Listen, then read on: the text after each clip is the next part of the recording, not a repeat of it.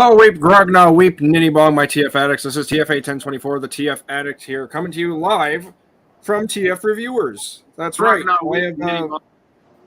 I have finally decided to try and take initiative and try to contribute a little more to this channel, and I just want to give a massive shout out and a big thank you to H&E Games, the founder of TF Reviewers, for allowing me to be part of this. I really couldn't have done this without you, dude. I feel so welcome and accepted in here, and I'm really appreciative of this. So thank you very much. I'm very excited to host my first ever official TF Reviewers live stream.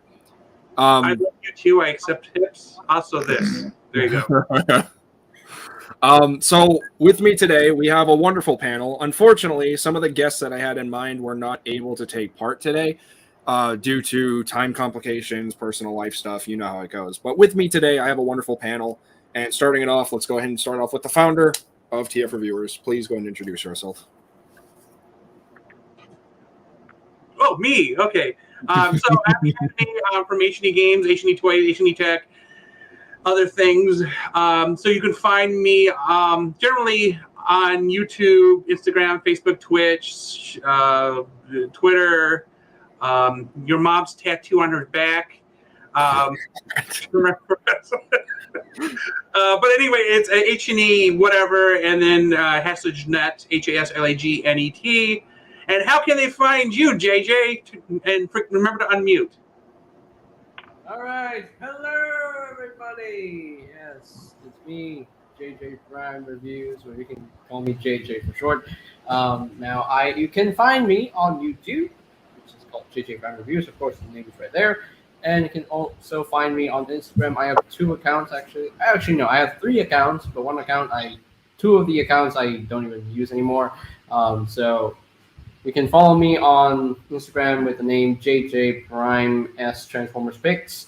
There's no apostrophe S. It's just JJ Prime Transformers Pics. All small letters, no space. Just you can find me there. But if you just say JJ Prime, you can find me all the accounts I have. JJ Prime Studio, JJ Prime Reviews. So I have those accounts. And you can also find me on Twitter. I have Discord as well. So you want to ask me, if you want me to invite you to my Discord server, I can send you a link. So, all right. So, Moose, all to you now. What up, folks? I am Moose. Yes, that is what they call me. No, that is not what my mama named me. I am probably the most inexperienced of the group as far as technology. So if anyone wants to find me, you're going to have to go through H&E Toys at the moment, because that is the only content I really post at the moment. I've been collecting Transformers pretty much my whole life, and I'm kind of like the designated everyman of the group. This is all just purely for fun, and I'm just here for a good time. And I'm just really happy to be here, honestly. Happy to have you.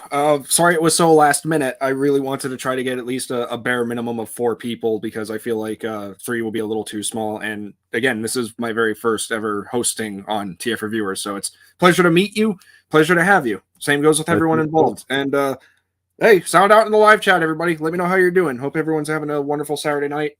Let's go ahead and begin. So, if you haven't read the title of this video already, which I would highly encourage, we're going to be taking a look and rating the Transformers Studio Series toy line, waves 1 through 7, which basically comprise of releases from the beginning of 2018 to late 2019. Now, originally, H&E, whenever he would do his own little tier list, he would leave everything here just like this. However, I'm going to set a default one that I think everyone would agree that is either good or bad, just for first pick, and also just to kind of get it out of the way in case, you know. So, kind of had one in mind already, just throwing it random. I'm throwing him. Crankcase, F. Oh, I thought we were doing the Oops All Bumblebees ranking chart today. I meant the wrong one. Oh.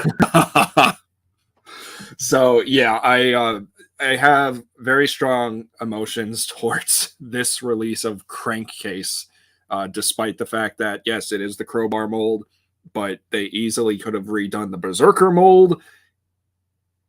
It shouldn't have been that. That makes them automatic F, in my personal opinion. So, I just want to spice things up, make things a little lively. So, And if any of you happen to agree in the comments, hey, feel free. You can vote wherever you think he goes. That's completely up to you. But to keep the show rolling and everything, JJ, since apparently on my screen, and I believe everyone else's, you're directly below me, go ahead and pick one of these figures, 1 through 47, or 47 plus, considering jet-powered Optimus, and let me know where you want to rank it. Hey, real quick, TFA, can you do the full screen thing you were doing earlier with the? That way you get a little bit more height on this. Yep. There we go. Okay, there we go. All right. Okay, go, JJ. Don't mind me. Alrighty. I have no idea why I can't even see the F ranking on my tab. Don't know why. It's not even there. I can only find S, A, B, C, and D. I can even see F. So I can't choose F. So anyway, so I'm gonna go with I'm gonna go with helicopter dropkick first. Helicopter dropkick. Helicopter mode, I will say, is pretty good, but the robot mode, I'm not too good. So I wouldn't say he's a complete F. I'll just pick him as a D. Yeah. That's a D for Dropkick, everybody. That's the letter of the day. I can agree there also, because, I mean, this was one of the first designs that they were working with this character, and it's not going to be a hit right off the bat. Obviously, they need some time to, like, kind of study it and find a way to implement different forms for different characters, because they weren't going to do a triple changer. We all knew they weren't going to do triple changers of those characters, so I think that's agreeable. I mean, what say everyone else? I'm fine, but I have a funny story. So my parents are both children of motor workers. So my mom's dad actually worked for GMC, and my dad's dad worked for Ford, and they were both line managers. And I'm going to be upfront with everybody. I don't know very much about these characters' names. I mean, obviously, I can nail a Bumblebee and Optimus Prime from 100 feet away, but like, I'm going to be picking these things based on the car modes, because that's what appeals to me. For example, on the third row, first one is a Bumblebee and a Camaro. That is a spectacular looking Camaro. There is the Camaro, of course, in row 2, near the end, next to the Bug, which I think that's Hound, or no, that's World War II Bumblebee.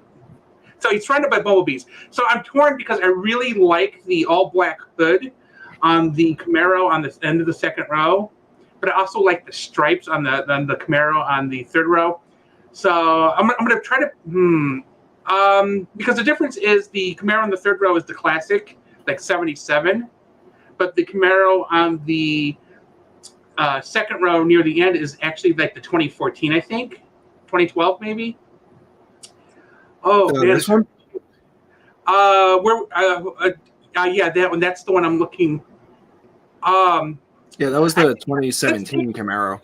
It's 2017, or it might be the 2014.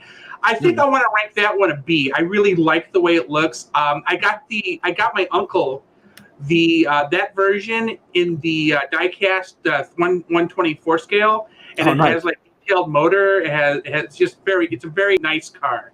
So I'm thinking a B on that one. That's fair.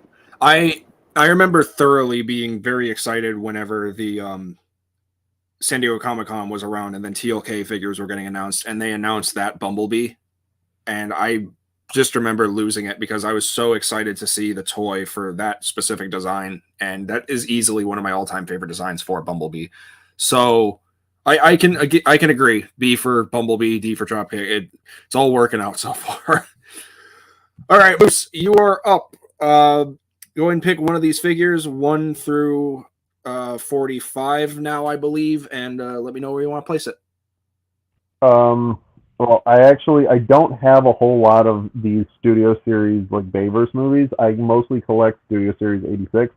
The ones I do have have been kind of a mixed bag. I'm going to go with the Age of Extinction Grimlock. So, as a figure, it's absolutely beautiful. It is a very nice display piece. I'm going to bump that up to probably a B, because visually it's very nice. Like, it looks amazing on the shelf, but it's got very little like posability just based on its transformation. Right. The lightweight for being such a large figure, and it's got a weird mix of brittle plastic and soft rubber. So I feel like if it's not stored properly, it could get seriously damaged. But it's really hard to get a good dyno mode, especially with a Bayverse dyno.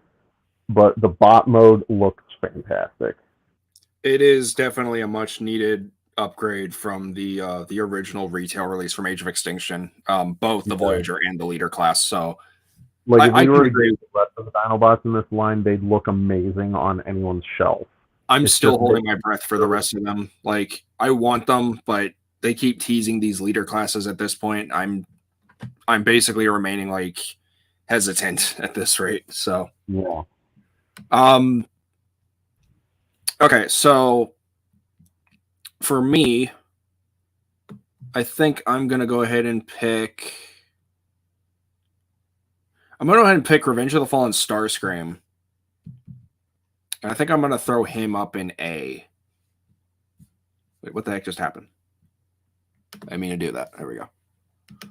I want to throw him up in A because while it is an updated scale from the original Dark of the Moon mold, I feel like this is one that really respects the source of the original, and also amplified it a little more, because I feel like those deluxe Seekers that we got in Dark of the Moon were great, but I really feel like they should have been bigger, because considering we didn't have that many Voyager classes aside from like an Optimus Prime and then an Optimus Prime repaint and then Ironhide, Megatron, and Sentinel, and then an Ironhide repaint, and just the tamper-graphed Cybertronian tattoos and glyphs all over him with the accessory of the buzzsaw for the first time ever has definitely been a much needed bonus for that figure entirely, because I really feel like Starscream is one of those characters who never got all of his accessories, and now Studio Series is here and they're kind of doing that. But of course, you don't get the missile launcher with this Starscream. You end up getting just the buzzsaw, the missile launchers with the 07 version.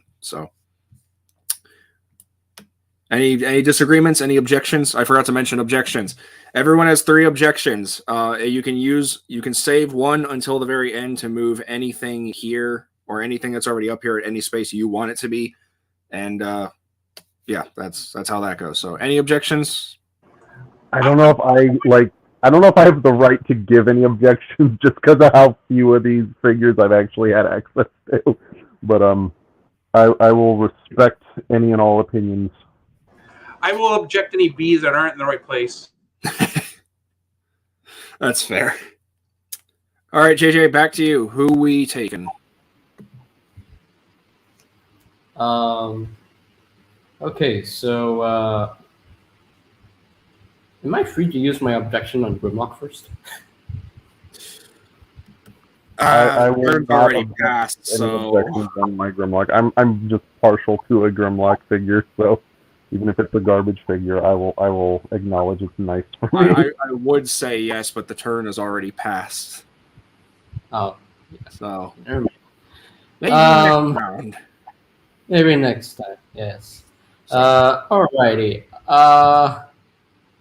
Let's choose. Let's choose Blackout this time. Yeah, let's choose Blackout. Let's go with Blackout right here. So Blackout, love him. Okay, I love his robot mode. Love the helicopter mode. Transformation is so very intuitive, very intricate. But I don't have any problem transforming him. He's pretty fun to mess with. I encounter no clearance issues with my copy of the toy. So everything about this Blackout figure is just pure.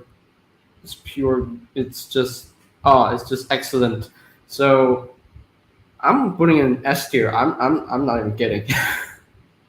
This is one of the best figures I have ever seen. And yeah, it's gorgeous. It's absolutely gorgeous. So S tier for me. So yeah. See, personally, for me, I would object, honestly, but at the same time, I can't help but agree. Because it is a very nice addition, a nice upgrade from the original, but at the same time, it does have its flaws. But again, no figure is flawless. So, Okay, my turn. There are two Volkswagen Bumblebees, like the Beetles. And as I'm looking at the pictures of them, I think this is an S-Class ranking, because I think it is true to the authentic Bumblebee car form, and that's in the middle of the second row. It is the shorter version with the more detailed, darker orange Bumblebee. Yes, that one. That is an S right there for me, because that is one pretty Bumblebee vehicle form. That is true Volkswagen. That is German technology at its best. I will drive the Autobahn every day with that car. all right.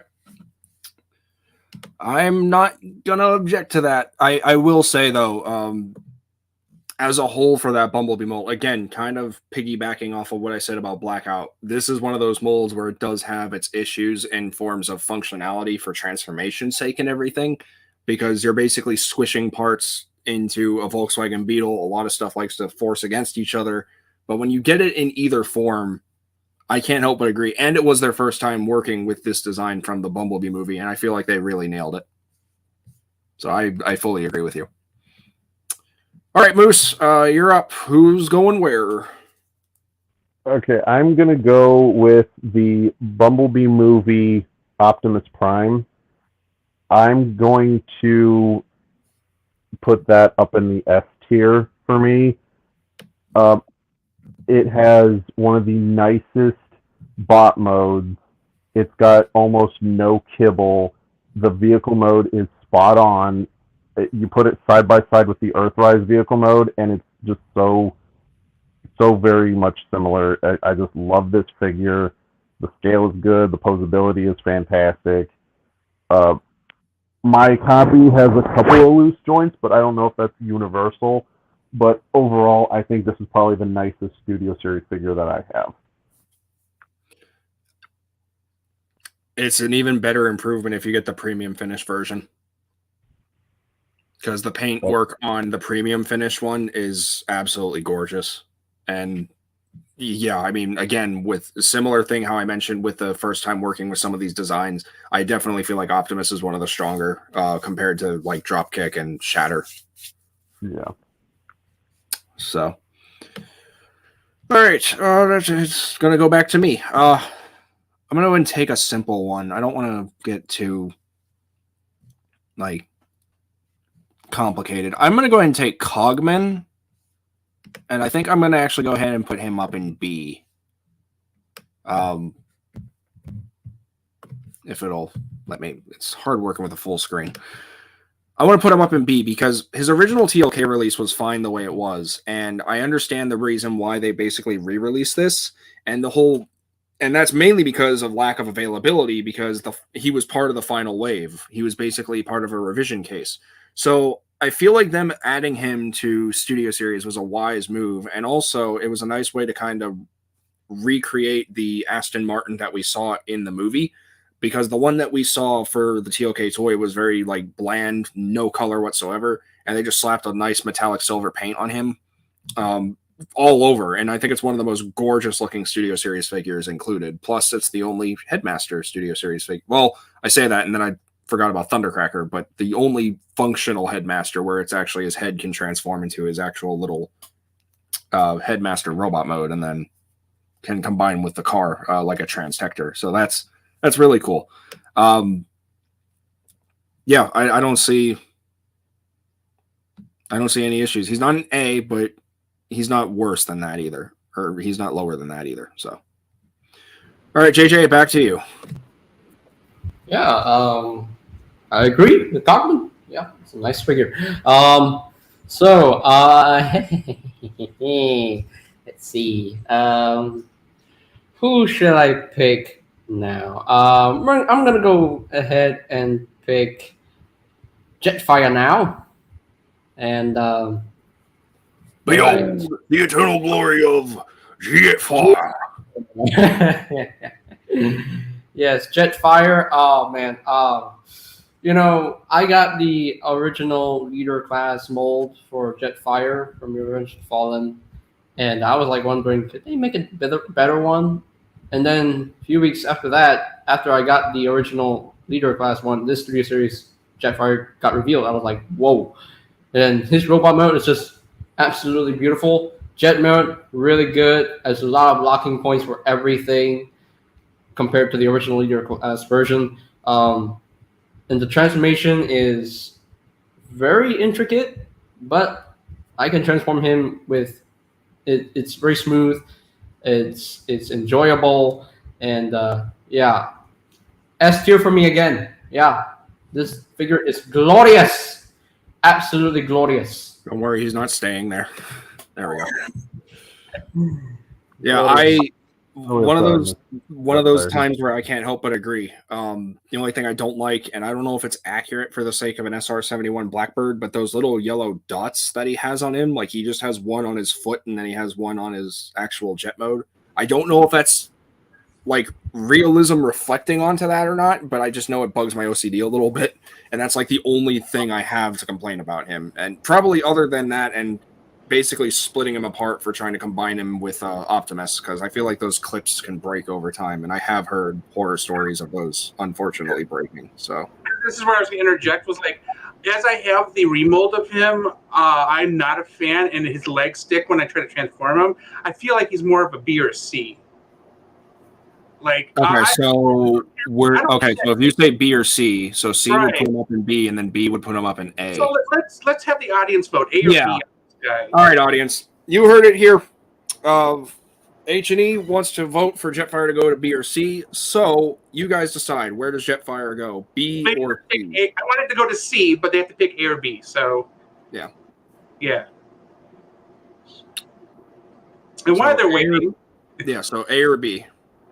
Yeah, so A or B. Let us know in the live chat.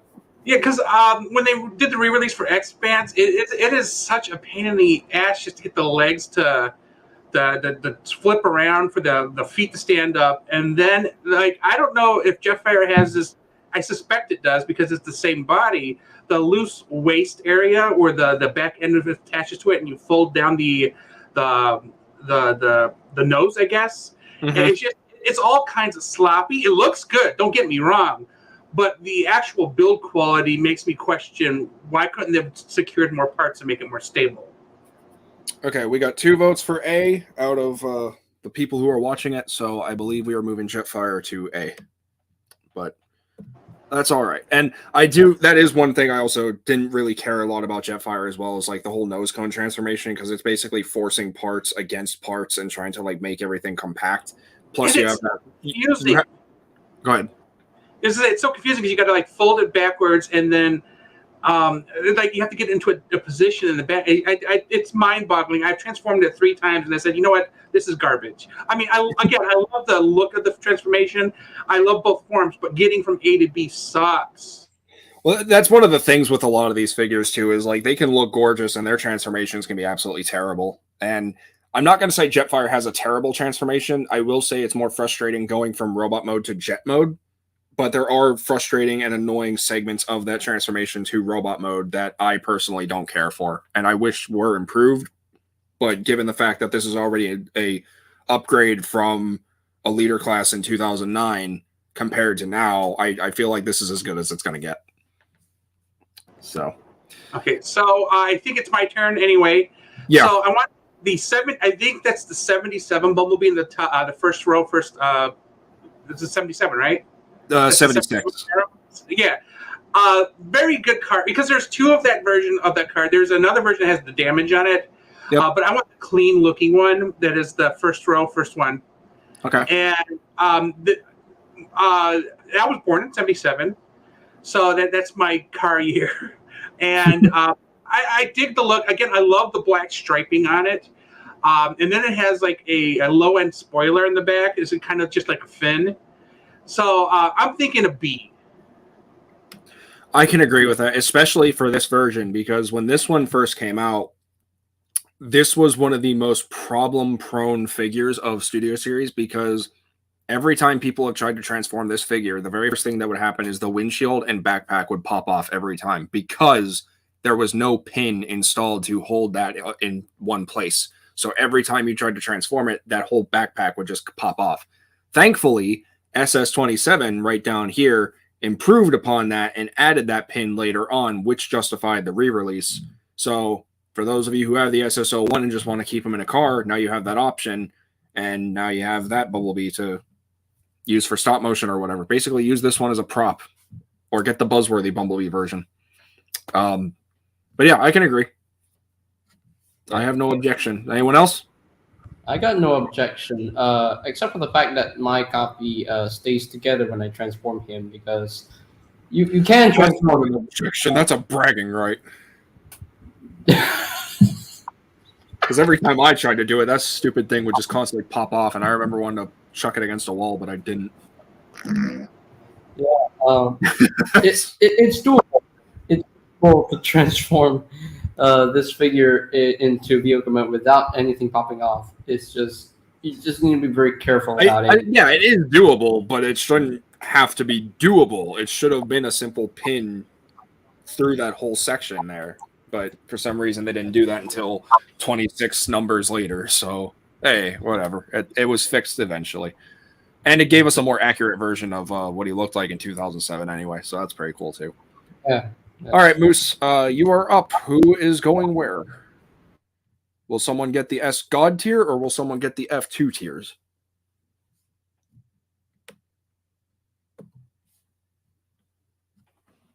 Moose?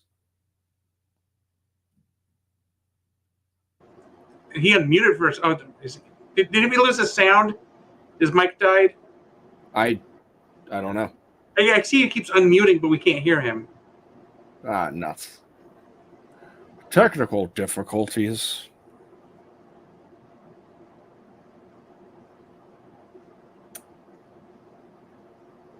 I don't know what to do now. No, just give it a sec. He's trying to figure it out. Oh, I guess we'll go into a sponsor break. Hold on. I have that sponsor right here. There you go. I don't know how much more. Oh, okay, drop for a sec. Okay, well, hold up this one. You're having too much fun with that.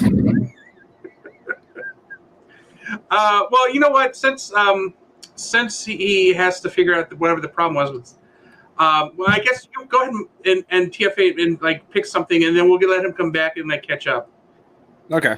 So I'm going to take number 40, Car Shatter, down here, and I'm definitely going to throw her in C. And again, objections are welcome and encouraged if anyone has any. The reason I pick C is mainly because, once again, this was one of the very first times that they were working with this brand new design for these brand new characters, Dropkick and Shatter. I feel like the execution more so for the vehicle mode, because let's be honest, Hasbro knows how to make a very good, accurate looking vehicle mode, stands out a lot more compared to her robot mode. The robot mode has a lot of flaws. The QC on her copy, or on her figure, whenever it was starting to come out, was terrible. The arms would just pop off at relatively the slightest touch. The little shoulder panels on the hinges would pop off every now and then. And it was rather frustrating to try and get her from robot to vehicle mode, in my personal opinion. Speaking from my personal experience, I'm still happy I got her, and I'm even happier that she got a buzzworthy Bumblebee re-release, because that actually helped fix a lot of the QC issues. But I can't really grade her any higher or lower, because I feel like this is as good as it got until the next incarnation of her character, which would be her jet mode, but that's for another live stream. So, JJ, on to you. Okay, my turn. Okay, I have some very, very mixed feelings on the first Studio Series Optimus Prime. Let it be the Revenge of the Fallen version, which is pretty confusing, because that can't even combine with Jetfire, except for the number 32, who can combine. Even 44 can combine with Jetfire, so it's kind of confusing. But yeah, number 5, Studio Series Optimus Prime. Yeah, I have some personal feelings about that figure. Truck mode looks good, but I do wish the smokestacks were taller, and they didn't even fix that with the future Studio Series Optimus Prime. But well, robot mode. My main flaw with the figure is the chest. The chest doesn't even look right, and it's too flat looking, and it's horrendous. I'm sorry. Well, apparently they based it off of after he got blasted by Megatron, from what people have told me. So I get it, but at the same time, your very first Optimus is basically an after-death Optimus Prime release. It's like something doesn't sit right there. I guess I can understand that reasoning, but again, in terms of the sculpting, it just looks too flat. It's just no. Yeah. So I cannot even rate it in S or A. I have to rate it in a B level. So Okay. because engineering is still good. Engineering is still good. It's still a good figure. It's just the chest that is kind of wrong in so many levels. But Yeah, and considering that it took a lot of engineering cues from the Transformers Prime First Edition Optimus Prime, and they basically kind of like reskinned it in a way to work with this design. I feel like that was a feat of engineering on itself. Like they did a really good job there. It was just a rather peculiar choice for this design to have like the flat chest and everything. But again, it was after he died and came back, and yeah, the weird thing about him not being able to combine with Jetfire still bugs me. So, yeah. All right, H&E, who are we picking? Where are we going? I assume it's going to be another Bumblebee. Yes, it's going to be the other 77 Camaro. So here's my thing. People wanted it at the other one ended up at A or B. Where was it at? Ended up in A, right? So no, you put it in B. It ended up in B. Okay, so let's see. Okay, here's my thought process. Yeah, they fixed those parts, but I still think it's uglier because it looks damaged. So I think it should still be in B because A, one is some of the problems with it were fixed, but two, I still think it doesn't look as good as the original. If that makes any sense. It does, but I will say I feel whenever they were really trying to replicate his actual like clunker Camaro mode that we saw in the movie. Granted, the rust spot basically looks like someone smeared crap on him. It's also supposed to represent like there's some time passage. Oh, excuse me, I have to sneeze. There you go. Okay. Bless you. And yeah, that was the other thing too, because like this is what they were supposed to do. I assume this is what they were supposed to do first, because we never saw Bumblebee looking like this clean or anything. We never saw him scan the 76 Camaro mode, so I don't know why they did. I mean, I feel like this was just to test the waters and see what the Bumblebee like feedback for that one would do, because this is also a remold from the TLK Bumblebee, because I feel like that's just the mold that they're going to be using from now on, because it is quite possibly one of the best Bumblebee molds in my personal opinion, but that's just me. And speaking of me, it's back to me. Okay, this one's actually gonna be a little shocking. I'm gonna take Barricade, and I'm actually gonna throw him in D. I feel like this thing sucks. I did not enjoy transforming him from robot mode to vehicle mode. I hate, and I mean I absolutely hate, the fact that the hood section is connected with a ball joint that is also attached to a clear plastic ball joint socket. Which on my copies, and I've had Rebecca, TF Addictress, buy me a second copy before, and then I had to get the Buzzworthy Bumblebee one to get better QC on that one. Out of the 3 barricades I have had, 2 have broke. Well, actually, 1 broke. The other started cracking, and I fixed that with Gorilla Glue, and then the one from the Buzzworthy Bumblebee pack is still held together. But that was such a very poor choice of manufacturing and engineering. I do not enjoy clear plastic on essential parts of transformation or connection joints. It is one of the most. I agree with that, yeah. It is one of the most terrible things to ever plague a Transformers figure, especially in a premium grade line like Studio Series, as like they like to pride themselves upon. I never got the why use flimsier plastic for joints on clear areas when you know that weakens them. I have no idea. And what makes worse sense to me is that it's a rubber ball joint. So there's some a little bit of like a saving grace there, but even then, that clear plastic ball joint socket will continuously crack. And the only way you'll ever be able to fix it is with just a little bit of Gorilla Glue, which again, thankfully mine has held up. But and also just a lot of the proportions on this Barricade look really weird. Like the arms are long, yeah, they're supposed to be, but his legs look so short. He looks so stubby. The only thing that came good out of it was the fact that they copied the vehicle mode just fine. Even the weapon sucks, and I hate saying that, but I didn't like him. I was super excited for him, and then the moment I took him out of the box and started messing with him, it's like, this thing is terrible. And that's coming from me. So, all right, JJ. Oh, wait, did someone say they had an objection? I did, but then when you explained your opinion on him, I was like, you know what? Yeah, that makes sense. Because originally I was saying he was probably more of a C, but yeah. Never mind. I got my rejection. Okay. I would put him in a C too. So yeah. Well, would you like to use an objection for that, or would you? Because we still got a lot to go. Yeah, I'm gonna object and put Barricade in the C, because my copy, well, speaking from personal experience, now the instructions suck. Yeah. So, so I had to look up in MGO's review, and I was like, oh, you have to make it in a certain way so that everything can tap together. So I practiced doing that many times now, and everything works as it should. Everything is, tabbing in very nice and securely. Love the head sculpt, by the way. The head sculpt is just beautiful. Oh yeah, the head sculpt and everything for a lot of the robot mode details are good. It's just the proportions and a lot of the extra bits that they try to do on them are really bad. Especially the rear windows, or the rear side windows for the robot mode made out of rubber plastic. It's like, ugh.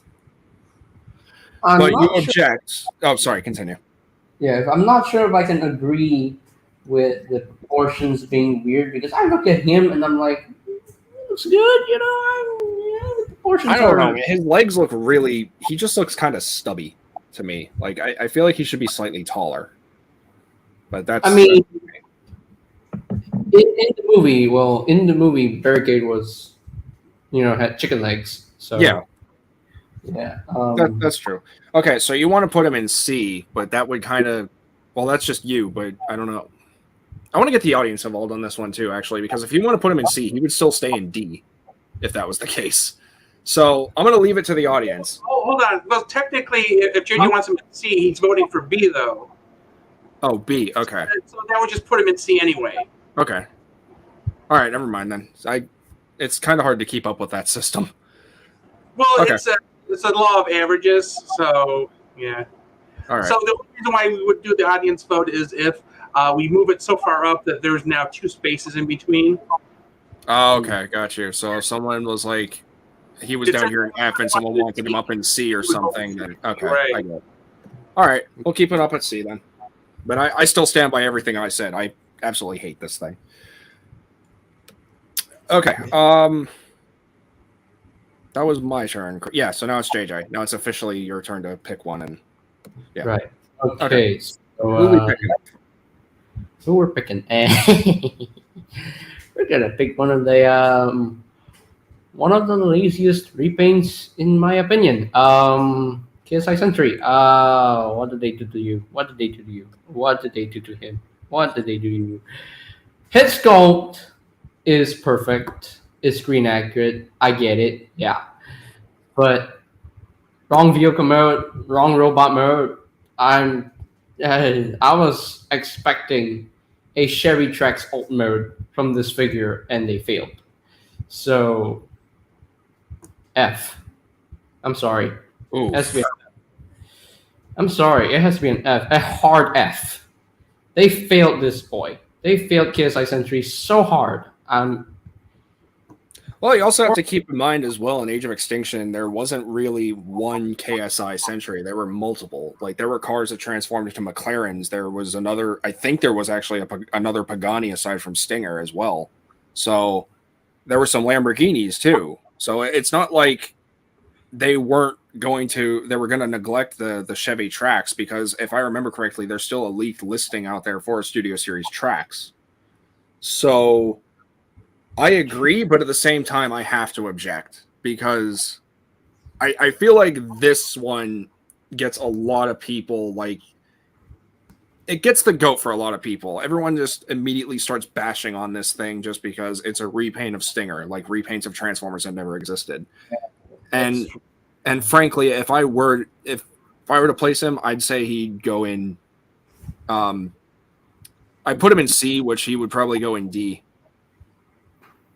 So, yeah, I think he at least deserves a D. I don't think he deserves an F, unlike Crankcase, because there's no excuse for that. Yeah. I do wish, though, that they would have released this again in like different colors or something, though, just to kind of make it more variety. But paint and money, everything always goes back to money, unfortunately. And I think, just to keep track of objections, JJ, you have 2, if I remember correctly, right? You've used, yeah, you used 1. I think I just used 1, or I already used 2. I think, and then H&E, you haven't used any, right? I've used 1. Okay, so we're all at 2, basically. Yeah. Okay, making sure. All right then. But yeah, I mean, I do agree with a lot of your points, JJ. I'm not putting it down or anything. I do admit that, yeah, this was pretty much like a lazy cop-out, but at the same time, this is Transformers. They've been doing repaints and remolds since 1984. This is nothing new. But I feel like they found a way to kind of make the robot mode work a little more. But the vehicle mode, I feel like they could have maybe like reskinned it or something. But oh well. I mean, they're just supposed to be Viacons anyway, so I don't think it really. Yeah. I mean, the colors look nice, though. I mean, I will say the colors look nice. Head sculpt is beautiful, and I like the new weapon. But yeah, I like the inclusion of the new weapon, like the little claw weapon, to kind of help replicate the gun. I thought that was a nice little addition. But all right, H&E, where are we going with another Bumblebee? Hey, that rhymed. Okay, so so the first Bumblebee was like the 84 Bumblebee, and then we have like the 88 Bumblebee, which is the first one on the second row. First one, second row. It looks like a Volkswagen Beetle. Yeah. I don't like the extended length of the cab on it, so I'm thinking a C. Okay. It's just sure. Sorry, I'm just trying to say. It's supposed to be more squat, like the one in the S class, because that is the true like G1 version. But this second one, it looks like the like 90s version, like the one they released with the luxury, air conditioning in it. Well, why does a Beetle need air conditioning? Like, Germany's cold. Like, you need more room. Know, man. I also want to point out that I do believe these are the same exact Bumblebees, because this is Studio Series 18, and then that's Studio Series 25, which was a repaint of 24. I always get them screwed up. But yeah, these are definitely the same mold. I don't know. I think it's just the perspective of this shot that makes it look like it's a little longer. But it makes it wrong. It just looks wrong, and no, you Classic B has to look like the one in S class. Okay. All right. I have no objections there. I mean, I frankly don't really care much about that mold. I would love an improvement of it to make it look more like the original, or the design that we got in the movie, because this kind of takes a little bit of concept art stuff, but I can't hate on it either, because again, this is one of those designs that they worked with for the first time. So I have no objection. Granted that the Bumblebee movie design for the Volkswagen dude, it was originally they wanted him to have the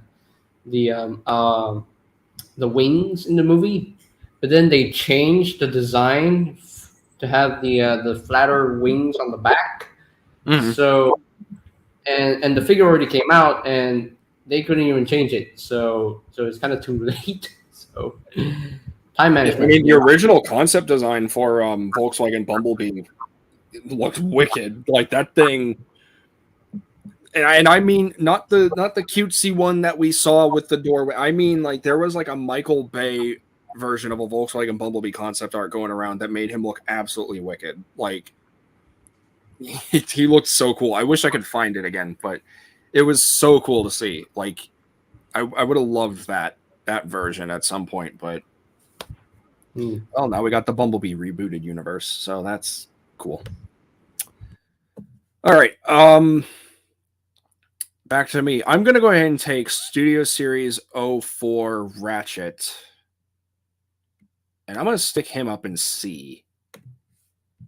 I feel like this one is again another improvement, but with like a slight downgrade from the original Dark of the Moon mold. Mainly because of that giant butt flap, which makes him look like he has like a gurney on his back, ready to take some injured soldier off the battlefield, which is kind of cool. But it's such an eyesore to look at. Like I know you're not gonna face your figure with its butt facing forward or whatever, but when you have something like that, you can't ignore it. It's not like visible white noise. It's there, and it makes a statement, and it doesn't make him look good. The paint apps on him were also really subpar. Like the vehicle mode was great, but he suffered so much in robot mode. There was not enough silver. There were not enough accents of certain colors to help break him up and make him look a little more different and diverse and even more accurate to his original design. But I do appreciate the inclusion of the buzzsaw. And frankly, that's kind of the saving grace for me right there. And the robot mode too is a very nice improvement from the original Dark of the Moon Deluxe. So yeah, it looks better. Yeah, much better. But again, that giant butt flap doesn't help anything. Yeah, I agree with the paint being very subpar because you can see the head. Like there's not a lot of. No, he looks like he has like a green jelly bean for a head. And it bugs the crap out of me because it's like you incorporate so much paint into your vehicle mode, but you don't have that reflect on your robot mode. And then it took a premium finish figure to give us the rest, and then to slap us in the face further, and also give us a very nice little treat. Thank you very much, Hasbro, for the 5-pack. The Ratchet that's coming out has even more better paint apps than the original release, and it's like, why didn't you just do this from the get-go? I don't know. Maybe they were saving the paint budget for Jazz. I wouldn't be surprised. Everything boils back down to money. So, yeah, but any objections? I have no objections. I think he deserves to be in the C grade. Yeah, he's just a decent figure. Not a great one. So, yeah. Alrighty, JJ, it's your turn. Okay, my turn. Okay. Break my eardrum so I don't chew. Oh man. I'm gonna go with Lockdown. One of the coolest. I'm sorry, I have to call him a Decepticon because to me he's a Decepticon. I'm sorry, but anyway. He's not a Decepticon. He's a bounty hunter. Get it right. I put a Decepticon symbol on Lockdown, so anyway. But yeah, this Lockdown Studio Series Lockdown. I think he's a definite improvement over the original Deluxe, which was so short and fat and brown. At least that one gave us the gun face. True. Yeah, I kind of wish that this figure had it too, but he still has his natural. He still has his natural hook hand. He still has the blade, so that's fine with me. Details. Yeah, the details on this figure is beautiful. The car mode is gorgeous. I love the car mode. Robot mode looks good, although he definitely would have benefited in some ankle tilts. So, yeah, he definitely could have used ankle tilts to help with the articulation. But transformation is easy. I like transforming him. Enjoyable. So I wouldn't say he's an F. He's not a D. He's not a C. He's gonna go into the B grade. So yeah. I do appreciate that they actually gave a couple of accessories that the original release didn't give, at least the original US release of this character, because when Age of Extinction was out, the only thing that he came with was the gun face, and I do appreciate that, and I really wish that carried over to this one. But I feel like because of the price point and because of the way that the robot mode was already integrated, they didn't really consider doing that, because a lot of the car for Lockdown ends up forming his backpack, and if you try to slide a gun face over that, you're working with very limited space between those panels of his backpack. So, and also cost effectiveness and all that other mumbo jumbo. But I do appreciate the hook. I think he did come with the sword as well. And those are two accessories that he never came with in the US. And I do believe the Takara movie, the best one, gave him the hook, and also I think gave him the sword. I could be wrong about that. I don't fully remember. But it was nice to finally see that he has his hook and the sword as well. So, and again, I agree with everything else that you said as well. That car mode, that Lamborghini Aventador, I'm going to keep saying it. Hasbro knows how to do real cars, especially for these designs, because holy crap. So, all right, H&E, you have, I think, 4 Bumblebees left. 1, 2, 3, 4. Yep. Well, I was looking at the because there's the Retro Rock Garage and Retro Pop Highway Bumblebees, which are the it looks like the '78 Camaro, and then the 81 Beetle. Mm-hmm. And they come with cassette tapes, which I was unaware that was a thing, which makes me wonder if they're like blaster compatible. You know, the classic G1 blaster compatible. I would assume so, because I think they're both repaints of I don't remember what this one was, but I do remember this one came with like dyno cassettes. Because it reminds me of I think they both were dyno cassettes, because it looks like those ones combined into a little robot. Because I ended up buying the Blaster Dino Blast, which was a Japan exclusive, but they remind me of kind of like Goldbug's coloring. Mm-hmm. And I dig the Goldbug coloring, so I was thinking that we do for this one, we'll do the Beetle, the Retro Pop Highway one. And I love the way it looks. It's the nice black stripe on the bottom. It looks like the classic Bumblebee in a nice gold color. Mm-hmm. I feel like that's an easy B, maybe even an A. So I feel like this is where we ask the audience B or A and let them pick. Okay, so which Retro Rock Highway one? The Golden Beetle. Okay. So either a B or A, let the audience pick. Okay, so audience, you have the choice for the Retro Rock Volume 2, Retro Rock Highway Volume 2 exclusive Bumblebee. Where does he go? B or A? You decide. For right now, I'm just going to placeholder in C, because I don't feel like holding down a button. You're on the laptop or desktop? Laptop. Also, while we're waiting, check the notes in the private chat. I don't think I can without stop sharing. It's a secret, and you can't share it. It's in private chat. Okay, so I'll just stop sharing for a brief minute. You have to stop sharing to show it. I go, oh, wow, gee. So Nathaniel's saying A. Get one more person to say something.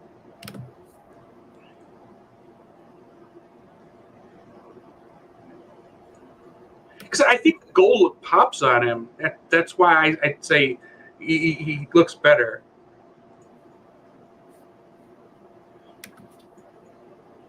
Okay, now go back to shared screen. I got it. So we'll, since Nathaniel's no one to say anything, we'll put him in A. Okay. Full screen that bad boy. There we go. Stick him in A. That's right. Do it. Yeah, that's my. So that's the Retro Rock Highway one. Okay, so we haven't gotten through a full row yet. So what we're going to do is we're going to try to keep discussion down to a slight minimum. And this is on my behalf as well, because I just like talking about this stuff. Let's go ahead and pick where it goes first, and then slight discussion, and then we'll continue on as per regular standard programming. So it's my turn. I'm going to go ahead and pick Drift from TLK, and I'm going to throw him up in C as well. It's not a bad figure by all means. I feel like the TLK figure mold did a fantastic job of replicating the Mercedes-Benz and I feel like the coloration on this compared to basically what is Driftpool in a sense, because it looked like Deadpool, but like Drift, did a lot better. The inclusion of the mini Dinobots was kind of neat, and I feel like that was a nice introduction for other characters, minifigures like Laserbeak with Soundwave later on, and then Brains and Wheelie with Shockwave later on, and then Ravage with Grindor. So nice little additions, really cool. I just hate the clear plastic joint, and I've actually heard people say that when they try to transform that hood section and they try to use that double hinge, there are stress marks, and people have actually managed to break that, and unfortunately my copy is of no victim. It hasn't broken yet, they're just stress marks, but it's also a really stupid tight joint for some reason. So not good, not bad, not great, but not terrible, so he stays up in C. Any objections?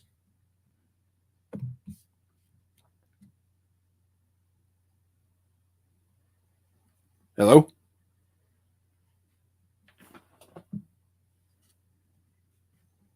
No objection. No objection. We shouldn't have to respond. Our head shaking are enough for you. I can't see the head shaking. I'm looking at one screen. Oh, that's right. I forgot. You're okay. You need audio. Yeah, we will object. You will hear it. Alrighty. So moving on, JJ, go ahead and pick one. Choose the placement, and if we have any objections, we'll let you know. And then if you want to go into a slight discussion based on the figure, feel free. So who you picking? Where's he going? Why do I have the feeling JJ has all the figures surrounding him? He does. He literally has all of wave 1 through 7 with him. He was saying that before the show. I thought he was making fun, like he was pulling up figures. I was like, no, he was legitimately prepared, and I was going to do the same. I was going to do the same thing, but I have my nice Studio Series display in my room, and I don't want to mess that up. So, okay, who am I going to pick? This is going to be very, very, very, very, very hard. That's what she said. I'm so sorry, hey Kenny, but I gotta choose World War II Bumblebee on this one. Oof. Going straight for the heart. Taking a Bumblebee away. All right, where's he going? I'm sorry. Now, I love the fact that Bumblebee became green. Placement first and then discussion, remember? Yeah. Oh, okay, yeah. So I am going to give him a C. Well, that's fine because he's ugly green. Have at it. Now, the reason why I gave him a C, because the figure itself is not perfect. He has a huge backpack, which I don't really care for because I don't even display my figures fixing the wall. So, you but like jumping the trunk, gotcha.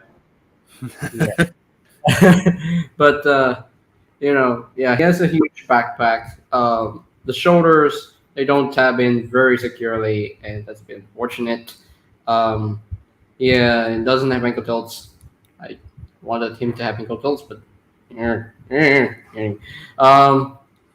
transformation is easy. The vehicle mode is wrong.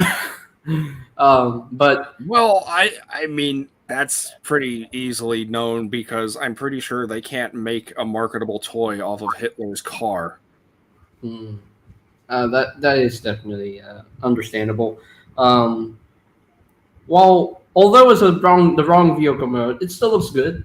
You know, the vehicle mode still looks good. I do like the design. It's very more military because the one that appeared in the movie, that one's a bit too fancy for World War vehicle. So fancy. It was Hitler's car. Nothing fancy about that. You're trying to make a marketable toy off of basically a dictator. It's like you're not going to sell it. People are going to be mad. Yeah. But yeah, I do like the design. It's just that the figure definitely could have been a lot better. Originally, my copy had very loose hips, so I had to put in tissue paper to fix those hips. So now his hips are fixed. So, and I like the fact that he comes with a hammer. Unlike the last night Premier Edition Deluxe Bumblebee, who didn't come with a hammer, but the Takar version did. and comes to the gun too. So while it's a fun figure, it's not perfect by any means. So that's why I put him in C. So yeah. Alrighty. H&E, I assume you're going after the last Bumblebee? The retro rock garage one, the 78 Camaro. All right, no, there are two. There's the Studio Series 15 with the custom decals, and then there's that one. Okay, so retro rock. Yeah, I want him also an A because gold classic looking Bumblebee. All right. I mean, hey, it's pretty sparkly. It's pretty sparkly and shiny, so yeah, it automatically goes an A. It makes my eyeballs go yes, yes, and You were having way too much fun with that. yes, I am. All right. So we got one row down and it took us an hour. Sorry about that, but hey, it's just how I do things. I like taking my time nice and slow. I'm gonna go ahead and pick Thundercracker.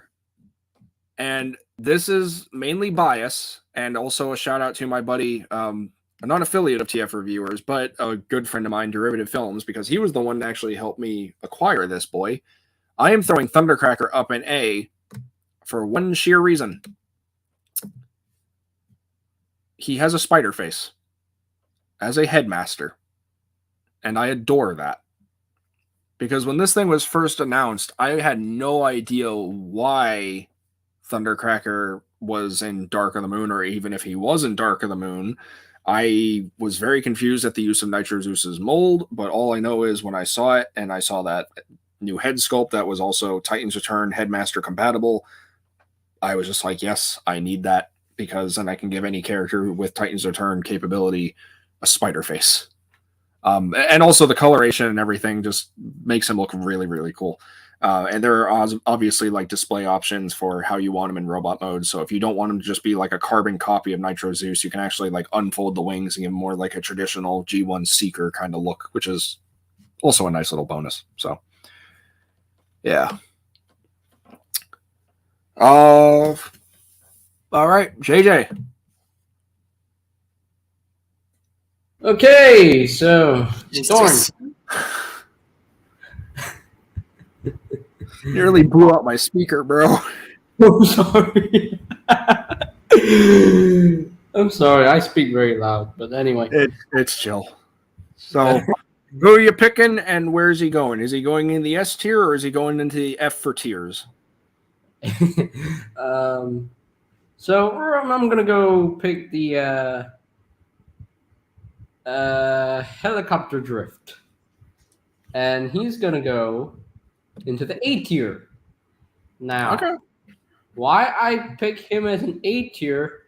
Because his helicopter mode looks absolutely perfect. Looks exactly like the one we saw in the movie, and the fact that he is like an extensive remold of helicopter Dropkick, and the fact that this mold actually fits drift so much better makes him so much better than Dropkick. I'm just saying. Transformation, really fun, enjoyable, smooth transformation, no problems there. Everything works as it should. Yeah, there are parts forming, but I don't care. But yeah, it's literally the best drift figure that we have ever gotten in the main line so far. So.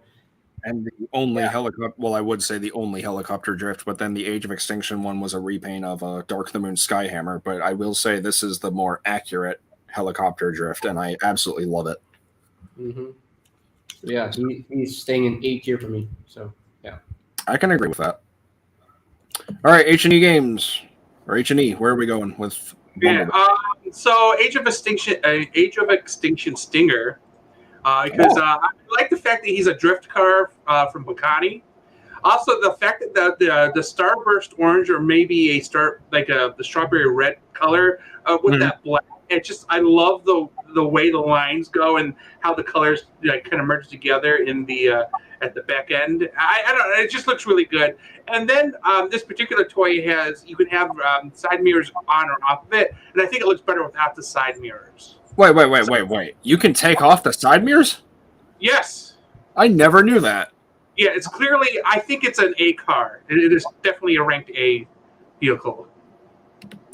You can never go wrong with a red and black color scheme. I always say that, and I was really happy to actually see this show up. And when Bumblebee basically took his body type, I thought that was really cool. And he still turned into a really cool looking Camaro. But the fact that we finally got a brand new Stinger that wasn't just a repaint of Bumblebee was an absolute delight. And shout out to my buddy on Instagram, transformers.exe, for hooking me up with this, because when I was trying to get him when the first wave of the deluxes were up on Hasbro Pulse, unfortunately the Stinger was sold out, and him and Crowbar were the ones I wanted to go after. Well, I met transformers.exe on Instagram while he was selling one, and we basically became friends from then on. So shout out to you, dude. Thank you very much for Stinger. He's still holding up to this day, and I also have the buzzworthy Bumblebee version as well, just in case. So he's been treated well, and I'm still very grateful, and I very much appreciate it to this day. So thank you very much. I have no objections either. Also, I love the transformation. I hate the clear plastic waste, though. That scares me every time I transform it, which I try not to anymore. But I think the robot mode did an absolute beautiful job. The vehicle mode is gorgeous, and the inclusion of a lot of the accessories, mainly the ninja stars and everything, looked really cool. And the built-in inclusion of his cannon, his little, I guess, Stinger blaster is what it's called. I don't know. So, and the back is very perfect too. The way the back looks like, how it's supposed to look like, you know. Yeah. But yeah, I agree with Anthony. I have no objections whatsoever. This is one of the my favorite Studio Series Deluxes, one of my first Studio Series figures. And yeah, Stinger, it's so cool that we got a transformable Stinger that transforms to the Pagani. So that is awesome. Pagani Huayra, yeah. And that's another one of those instances where I feel like they were trying to study the design first as to why he got repaints of Bumblebee from Age of Extinction first, to give them more time to study how this would work and everything. And that's also why Takara now teamed up with Hasbro around this time to help kind of replicate those designs to immortalize them in plastic. And they've been doing an outstanding job ever since. So, okay, so back to me. I'm going to go ahead and pick, and I'm going to be very biased here because I just absolutely love this design. I'm going to go ahead and take Dark of the Moon Megatron, and I'm sticking him up in S. I adore the basic setup for the evasion mode idea from Age of Extinction. I feel like Megatron was definitely the one to start it off. I love the fact that he's this broken down, beaten leader who was now forced to scan an Earth truck, but he scanned something that looked like it would belong in Mad Max. The robot mode is absolutely wonderful, and this is one of the few times where I actually was able to go to one of my local stores and pick this up personally.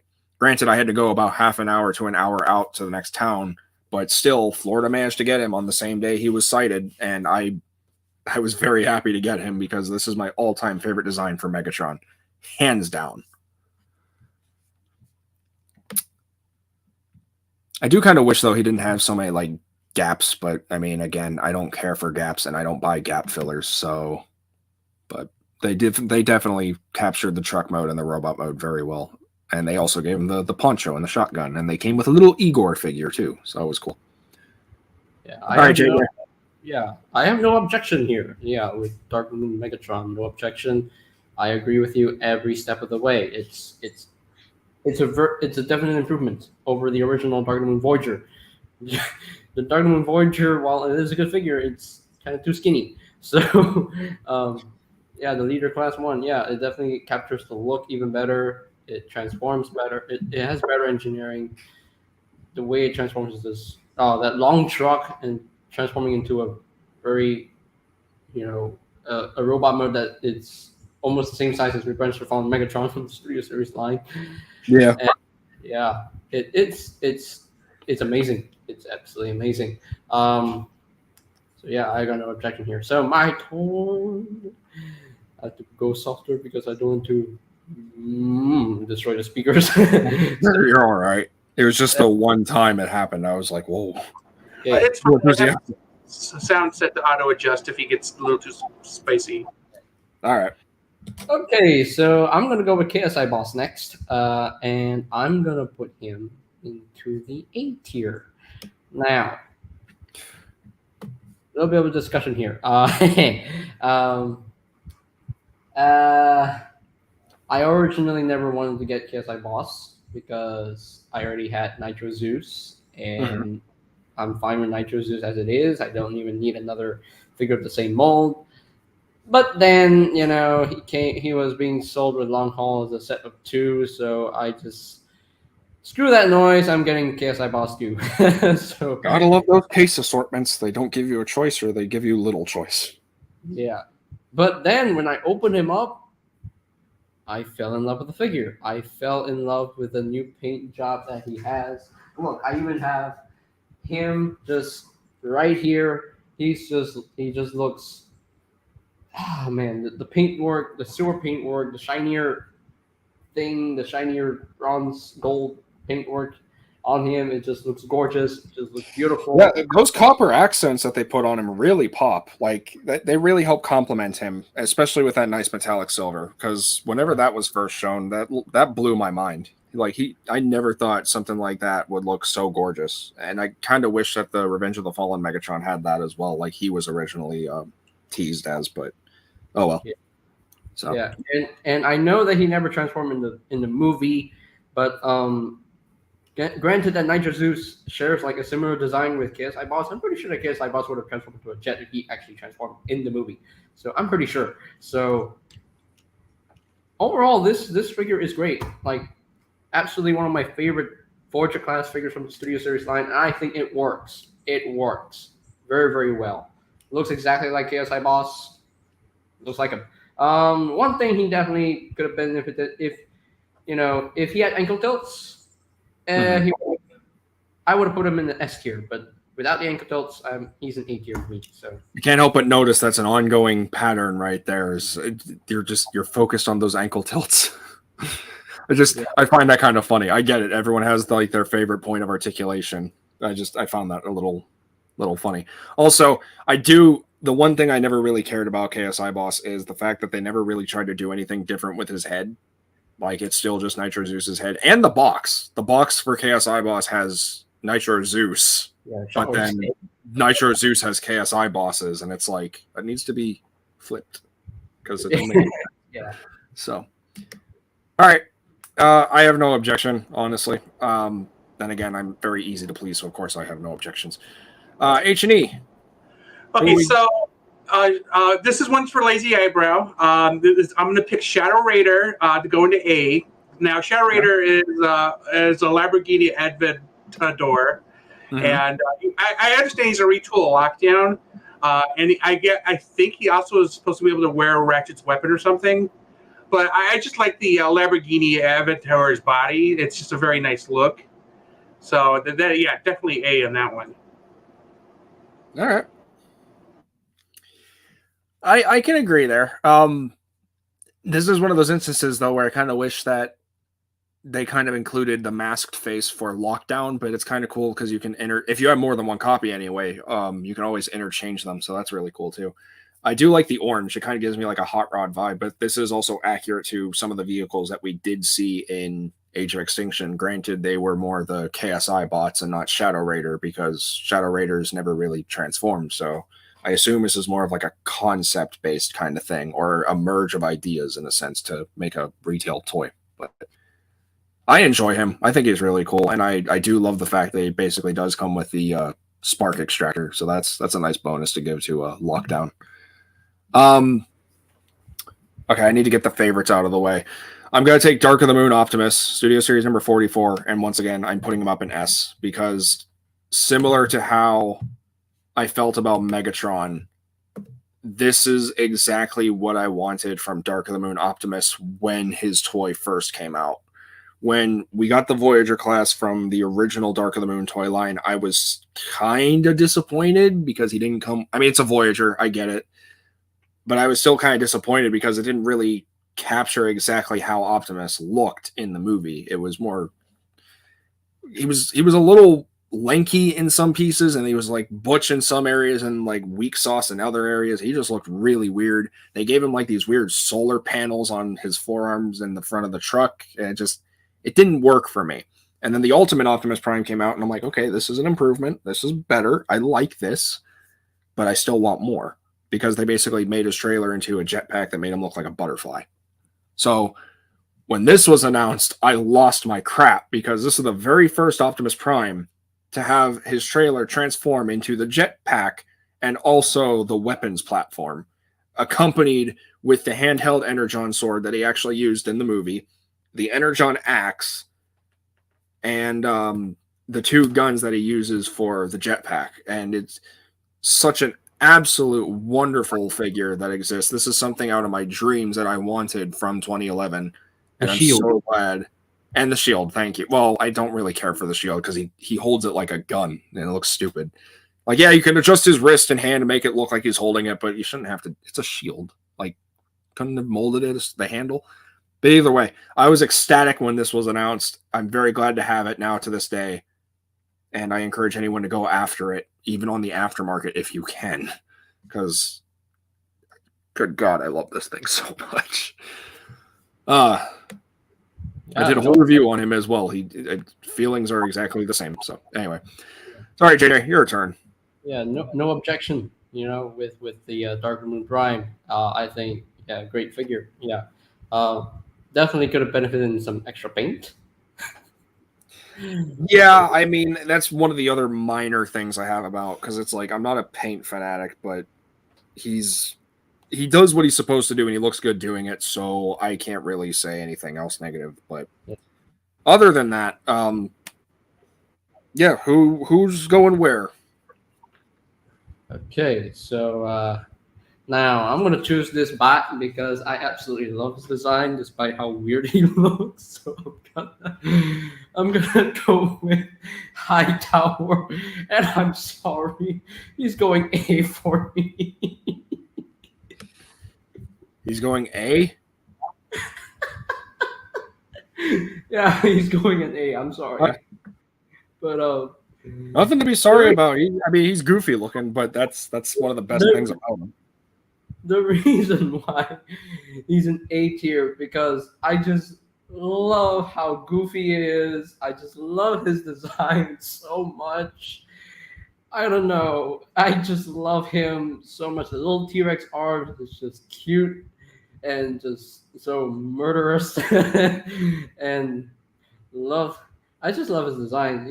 He's just like a weird monster of a robot, and I love him.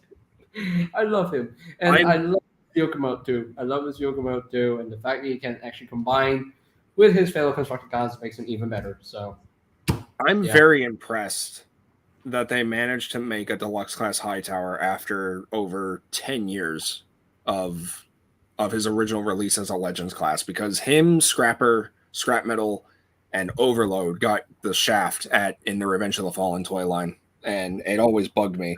So to see them actually get redone and use unused concept art that we never even got to see in the film was absolutely genius. It still respected the source material, and it also made the character actually able to look like how he's supposed to look like for the sake of the toy. And he seems simple, but he's actually rather complicated with those legs and all those joints. I mean, yeah, that is easily one of my favorite Constructicons. I absolutely love him, and I was like, so eager whenever the Constructicons were getting announced. So yeah, I fully agree. No objection whatsoever. Yeah. I just love the figure. Like, the figure is so easy to transform, like back and forth. And newsflash, Scrap Metal didn't have a figure before. This is his first time getting a figure in the series. So yeah. Same with Hightower. Hightower, Scrapper, Scrap Metal, and Overload never got figures aside from Legends class and Revenge of the Fallen. This was their first official main line, and I'm so happy they exist. So yeah. H&E, who are we taking and where are we placing?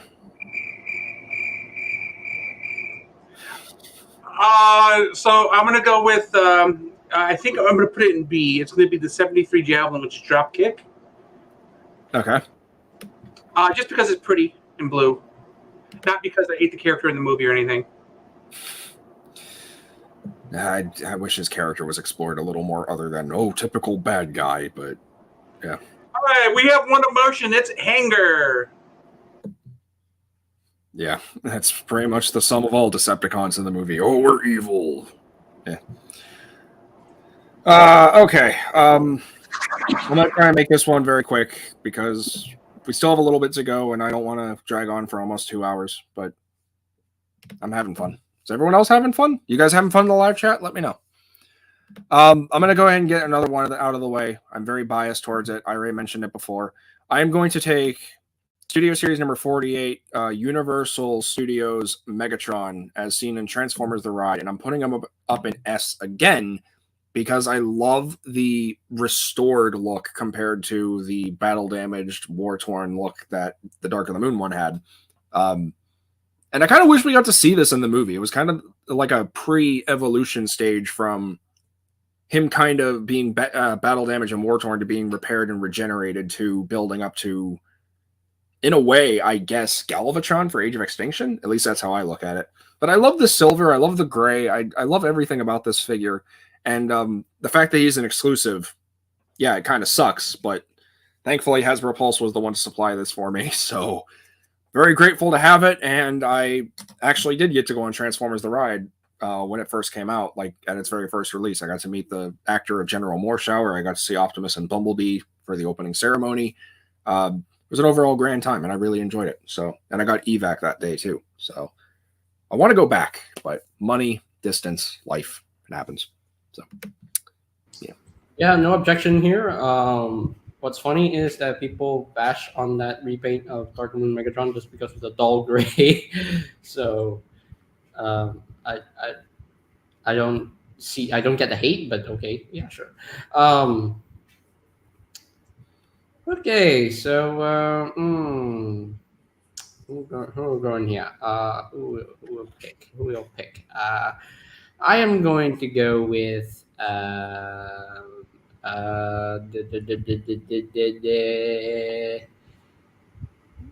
the Jet Optimus combo. Yeah, I'm gonna go with that.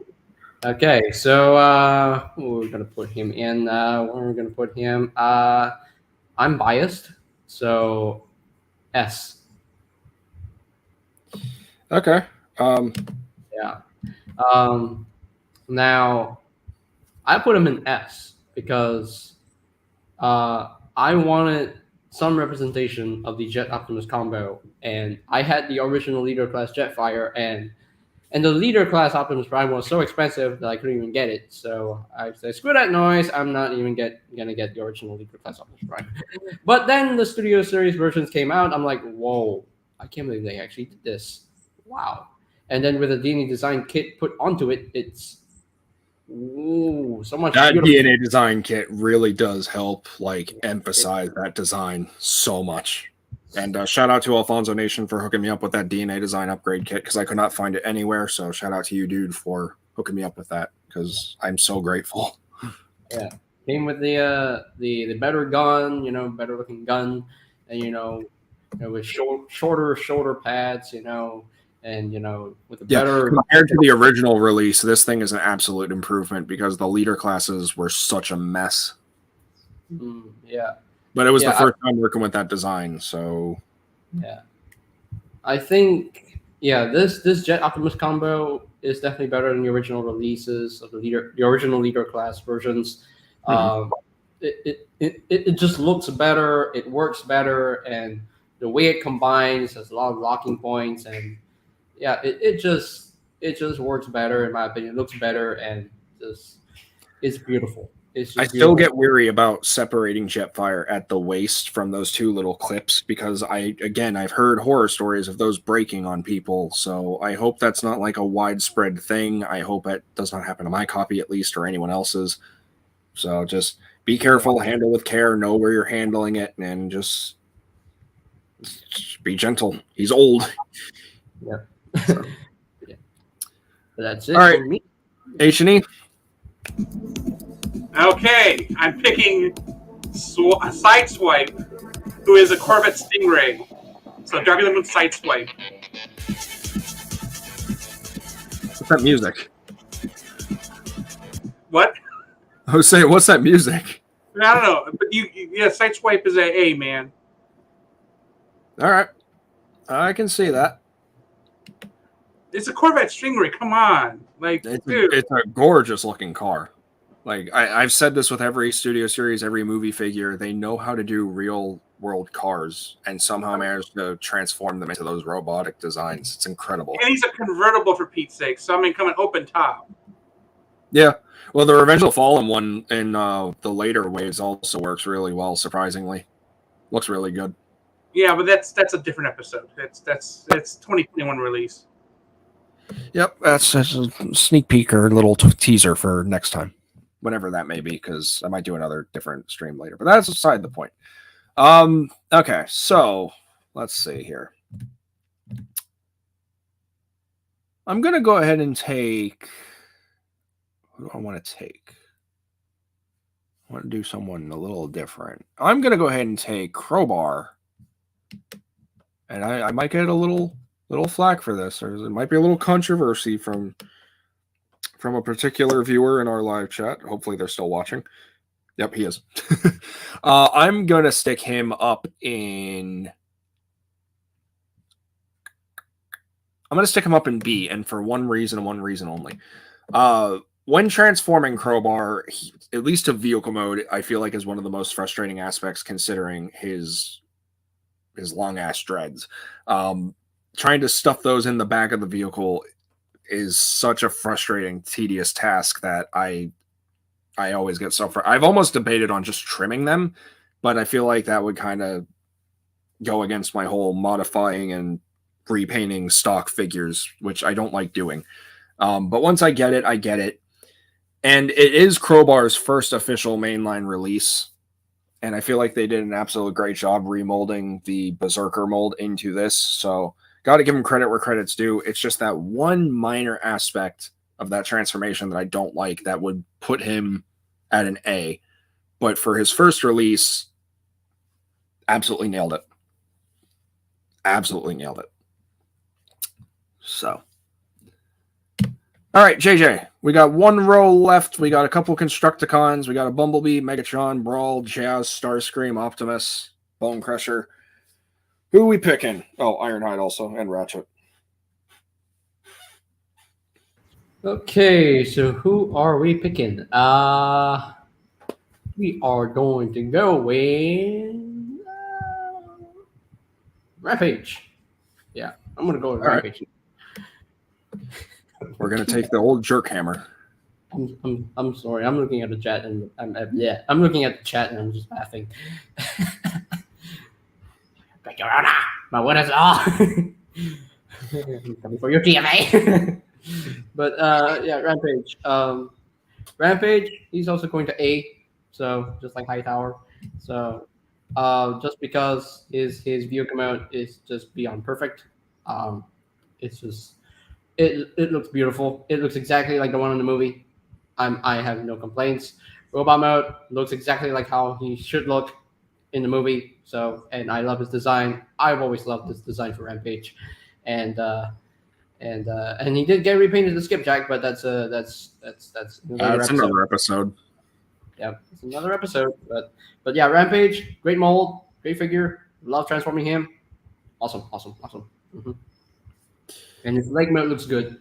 Oh. Yeah, I have no objection, and I also appreciate the fact that, hey, Rampage is now officially confirmed to be red, as opposed to the yellow Rampage we got in the Revenge of the Fallen toy line, the deluxe class. So that's good. All right, H&E. Who are we taking? Where are we placing?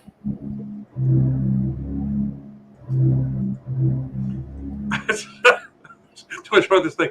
So we're gonna do Jazz from number 10, I think, SS10. Yep. It's a Pontiac Solstice, but I honestly I like the one that's coming on the 15th anniversary pack better. It's just a lot better painted. It is better. But I mean, because that one isn't an option next time, maybe. I like a good Pontiac. I just I like the spoiler. I like the way he looks in car mode. But I think again, understanding that it's the Human Alliance figure.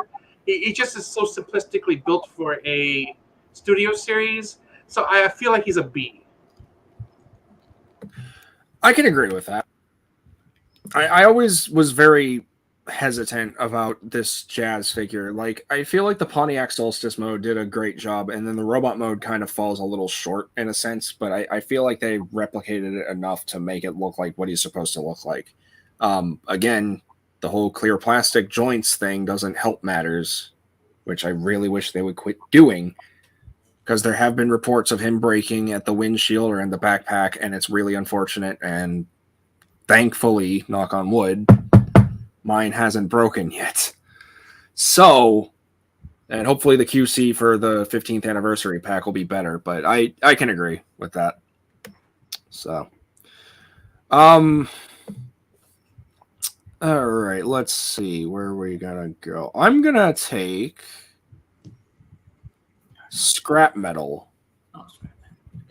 and I'm gonna put him up in. I'm going to throw him up in B. Not that he's bad. Not that there's anything super wrong with him or anything. I just feel like there's something about him that, again, similar to how I felt about Jazz, something falls a little short. And I think it's mainly the vehicle mode, because in Revenge of the Fallen, he transformed into a Volvo excavator, whereas this is, I don't even think is a licensed excavator vehicle whatsoever. The robot mode looks really good. It looks like how he's supposed to in his concept art. And this is one of those instances that I absolutely enjoy, is when Hasbro and Takara use concept arted robot modes for characters that never even got to see their robot mode in the movie. Or if we did, they were completely surrounded in darkness underwater, which that didn't help matters. But I always enjoyed him. I love this little guy. He's just one of those really cool designs that I feel like he should have gotten in Revenge of the Fallen, and I'm kind of glad that they waited to do so, just to see the type of feedback that the fans would provide if they wanted more Constructicons, more alienistic looking designs like that. And here we are, 10 years later, from 2009 to 2019. They finally did it, and I feel like they did him quite well. Also, the little hand mode that kind of helped him make him look like that spider hand that we saw during Devastator's transformation was really cool. Not entirely accurate, but good enough. So, all right, JJ, we have a slim pickings here. So, who are we picking? Where are we placing? Okay, where are we going? I'm gonna choose long haul this time. Yes. All right, where are we putting them? Okay, where are we dumping the load? Haha. We're going to put him in an A. Yes, he's an A. That's right. A. I love this boy. I love this long haul figure. I'm very impressed with the figure. Thank goodness he has ankle tilts. Thank you, Hasbro. But I'm starting to be convinced that you're obsessed with ankle tilts. I am. I really am. which is why I don't even give a crap about wrist swivels and waist swivels. So yeah. The only thing that really matters to me the most is ankle tilts. That's to me anyway. But that's fair. Well, he has a waist swivel, which is a nice bonus, which is good. But yeah, I love this figure. The robot mode looks absolutely stunning. It's just he's bulky. He's supposed to be bulky, and I think it captures his look a lot better. And it's a really great figure. And the dump truck ultimate looks good too. Not super entirely accurate though, but I'll give it a pass this time. So yeah, it's a great figure. I like transforming him. Really well done. I do like the original Revenge of the Fallen Voyager compared to this one a little more, just because this one makes him look a little too fat. But, I mean, it's kind of what Long Haul's all about. I mean, he looks like he's from the Revenge of the Fallen game, or less than the movie, because he kind of looked like this in the game. And also, trying to assemble those rear tips for the bucket at the end of the truck mode is also a pain for some reason. I don't know why it is, but on both copies of the long hauls that I have, SS42 and SS69, they've both been incredibly frustrating. Like I had to just put a little bit of super glue on or Gorilla Glue on each tab just to make sure it secures. So, but that's just my copy. I can't speak for everyone else. So, H&E. I'm gonna go with, because I have driven a number of trucks in my life. I've owned 3. I'm gonna go with Transformers Ironhide from the GMC Heavy Duty 6500. Yeah, the Topic. Yeah, the Top Kick, yes. I love big trucks. My grandpa, the one that worked for GMC, actually had, and that's going to go in B, by the way, actually had a 4x4 with an extended cab with like a bench seat in the front and a bench seat in the back, and I love that truck. Oh, nice. Yeah, it didn't have big old exhaust pipes, but it did take both diesel and gas, so that was pretty nifty. You never really hear about that. That's pretty cool. All right. Let me see here. We have a little bit of slim pickings yet. I'm going to actually go ahead. I don't know why I keep saying actually. I'm going to take Bone Crusher, Studio Series number 33, because 31 is Battle Damage Megatron. And I'm going to throw him up in B. And I'm putting him there just because I feel like for the sake of the Voyager, yes, it does honor the size class at that time, but he is supposed to be at least a little bit bigger at the head compared to Optimus, and he still just kind of looks a little stumpy. It's not bad. Not bad at all. I love the mine excavator or the mine excavator kettle vehicle. I think they replicated that really well, just like they did with the original Deluxe from 2007. The robot mode just looks just a little bit weird, but then again, it's supposed to. But he's just a little too wide in proportions. His arms are really long, which I can't remember if in the movie they are or not. But he's also just a little bit shorter. Oh, they are? Okay. Well, he's still just a little bit shorter than Optimus, and I feel like he should be slightly bigger. Just a little bit. Like, if we were doing the whole redefined size class like how they did with Siege in 2018, I feel like that would have benefited a little more, but I also feel like they kept it at this size just to kind of make sure to stay within their budget and keep the price fair, so that way things all add up to their eyes for the sake of marketing. But not a bad figure, not a great one, but still one I enjoy. And also shout out to TF Addictress for hooking me up with him on, I want to say Valentine's Day, actually, because there was a promo going on where it's like if you made an order from Valentine's Day to the 21st, you get free Hasbro Pulse Premium for a while, and I was lucky enough to get that. So it kind of has a special place in my heart as well. But like I said, not bad, not good. But it was also one that I really wanted because I saw him and I was like, "Ooh, I need that now." So, granted that this Bone Crusher was more screen accurate. So, yeah. All right, JJ, your turn. We have 8 figures. 1, 2, 3, 4, 5, 7 figures. So okay, so I'm gonna go with 32 Optimus Prime, my boy. Yes, and I'm gonna put him in the A tier. I love this figure. I absolutely love this toy, and I love the fact that he combines with Jetfire and the way that he looks so much better than the. I can see the chat calling me JJ the Jet Plane. So yes, but yeah, he looks so much better in the first version, and the chest looks right this time. And I feel like it cleans up a lot better, except for the legs. The legs, they kind of got sacrificed due to the fact that he combines with Jetfire. So I'm okay with that. I think the colors are definitely better. They're more vibrant compared to the first version. And I love the silver paint for the cab. And I love the fact that they are re-releasing it again for the anniversary pack. But unfortunately, the anniversary pack, it was a bit disappointing with the legs because it's all plain gray. And yeah, this one actually has the blue paint on his legs. So yeah. But yeah, it's a really well done figure. A definite improvement over the first version, and really well done. And the backpack looks a lot better too.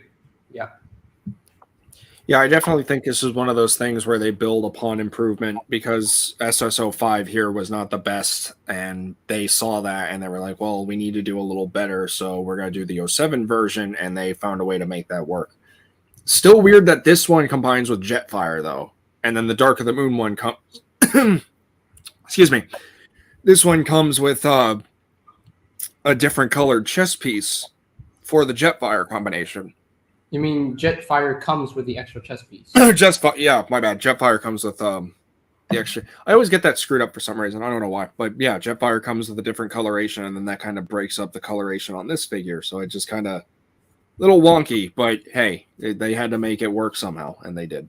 So, all right, H&E, we're down to the last 6. We are on to the final frontier. Anyway, the last Bumblebee. So it is the customizable Studio Series 15. Yeah, the Rebecca's Garage exclusive. Right. And like the different modes on it are pretty nifty. And I'm thinking it's easy a B because you can do this wrong. You can ruin it. Yeah. But the fact that you can add like front end, what do they call that? Scoop. You can add a different spoiler on it. You can put the engine on the outside of the hood. It's a lot of customizability, but yeah, you could go wrong. So I think that it's going to be.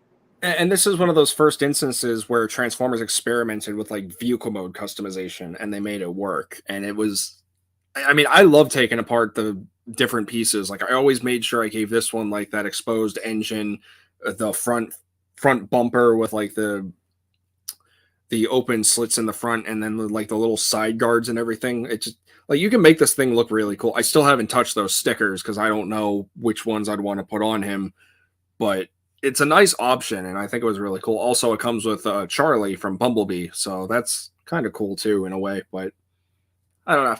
You rarely get people with any of these toys. I mean, like you have to buy like the pewter sets now if you want to get something figure-y sized, like the GIs. Yeah. All right. I'm going to go ahead and take... Let's see. Where did I put him? The one list. I just want to make sure. Okay. I'm going to go ahead and take Starscream. Because I got to protect my boy at all costs. But I'm not going to be nice about this one. Because I know it was his first debut, but I don't care for this deco. I'm sticking him in B just because he looks way too plain. Aha, pun intended. He looks so bland compared to that absolute knockout of this striking Cybertronian glyph all over his jet mode. And I feel like it's too simple. Like, yes, it's supposed to reflect what he looked like in 2007. I'm very glad that we got him. I'm very glad it's an updated Dark of the Moon Seeker mold.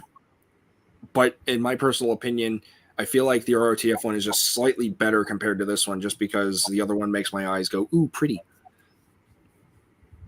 So, all right, JJ, we're down to the final 4. Yeah, I mean, I can definitely say that, the first version of Starscream that we saw in the first movie, yeah, of course he's plain, but I mean, that's what I like about him. I was never a sucker for the tattooed version, so I prefer the plain version, and it still looks really good. And my favorite movie versus Starscream figure toy. So I just say Starscream figure toy. Starscream figure toy. I've never heard of that. But anyway, Starscream figure toy. But yeah, I mean, it's definitely, I love this toy. But anyway, moving on to my turn. We're gonna go with the first Revenge of the Fallen Megatron Studio Series toy that we got. And again, just like 32 Optimus Prime, he goes in the A tier. So I think, when we got this figure, now, of course, there's the original Voyager class Revenge of the Fallen Megatron, which is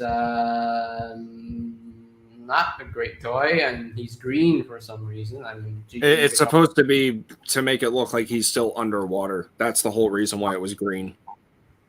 Yeah, I mean, people can say that he's green because and what up, Rebecca? Hey, but yeah, the original Voyager, yeah, he's green. I think people can say that he's green just to homage G2 Megatron. I don't know. Well, no, like I said, they can. It's literally because he was being repaired underwater. That's why he looks green. It's supposed to reflect that whole thing where he's flying from the Laurentian abyss, and yeah. But anyway, I can definitely see that. But yeah, but then when the Studio Series came out, when the Studio Series Revenge Fund version of Megatron came out, I'm like, wow. His robot mode is like super clean, and yet he can still transform into his Cybertronian tank mode, and that is absolutely amazing. Like, plus, if you get that DNA design upgrade kit, it really helps. It does give him the wings that he had in the movie. So yeah, and gives him the better version of the battle mass head. No, the battle damage head. I'm sorry, not battle mass head, battle damage. But that's all right. It's a really well done figure. The only thing that I really don't like about the figure is that the back panels, the legs, yeah, those love to pop off. It's very annoying. So, but he is an enjoyable figure to mess with. I just love the way he looks. I think it's literally the first time we were getting a Bayverse Megatron based on this design, excluding the Galvatron and the Last Night Megatron. It's definitely the first time that we got a movie Megatron based on this version that actually looks the way he looks in the movie. So that is awesome, and it just looks great. I think he would have been better if he had the silver paint. But yeah, that still bugs me to this day whenever we saw him at like a toy fair, and I think it was in Tokyo or something, but they promoted him with like silver paint on the prototype, and I really wish they would have kept that, but unfortunately that wasn't the case. However, this is still relatively good too. So to continue on, H&E, we have 3 left: Brawl, Dark of the Moon Ratchet, and the Target exclusive Battle Damage Megatron. Ratchet, and he's going to go to D. Ooh, okay. Okay, so reasoning why is that's an ugly ambulance mode, and I get it's a redeco of the one that's ranked in C. And like, what city? That can't be Chicago's emergency vehicle color. That is just ugly. So yeah, it's D. I might object, considering I only have 2 objections left anyway. I'd say he would probably go in B just to put him in C, because, I mean, yeah, it's same issues I had with the Studio Series 04 Ratchet. That butt flap, and then, yeah, the paint is a little weird, but I also have somewhat sentimentality to this one because this is actually one of the very first reviews that got me on the map on Cybertron.com and everything.